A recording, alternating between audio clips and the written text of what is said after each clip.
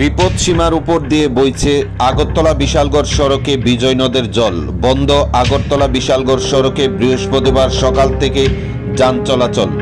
বিগত ৩৫ বছরও যা হয়নি তা এবারে বেশ কিছুদিনের টানা প্রবল বর্ষণে হয়ে গেল বিশালগড় মহকুমায়।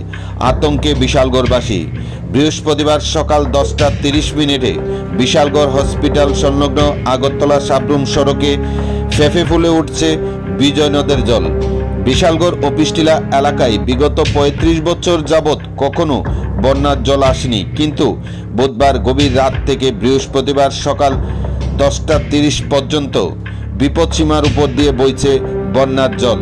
সিপাহীজলা জেলা প্রশাসনের পক্ষ থেকে সতর্কতা জারি করে গোটা জেলায় বন্ধ হয়ে পড়ে আগরতলা বিশালগড় সড়কে যান চলাচল।